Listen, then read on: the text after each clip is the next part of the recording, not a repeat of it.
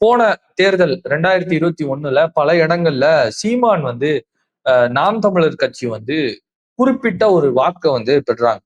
அது 5000 இருக்கலாம், 10,000 இருக்கலாம், 17,000 இருக்கலாம், 20,000 இருக்கலாம். அவங்க ஒரு வாக்க பெற்றாங்க. மக்கள் நீதி மையத்தை சேர்ந்தவர்களும் ஒரு வாக்க பெற்றாங்க. இந்த 2 வாக்கு இருக்கு இல்லையா? இந்த 2 வாக்கு அமமுகவை சேர்ந்த தினகரன் அவங்க இந்த 3 பேரோட வாக்கும் பல இடங்கள்ல வெற்றி தோல்விகளை தீர்மானித்தது. நாம ஒரு ஆர்டிகிள் வந்து இருந்துச்சு நியூஸ் பேப்பர்ல.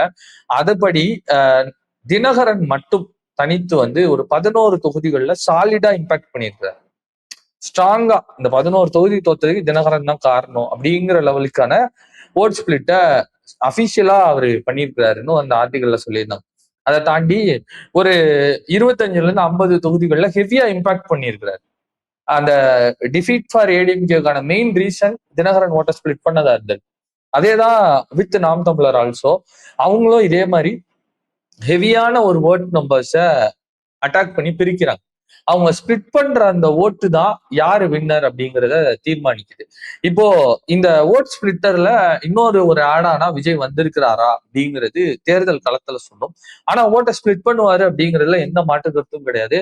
234 தொகுதியிலையும் மினிமம் 10,000 ஓட்டுல இருந்து எத்தனை ஓட்டை விஜய் ஸ்பிளிட் பண்ண போறாரு, அது யாருடைய ஓட்டு அப்படிங்கிறது தான் மெயின் கேள்வி.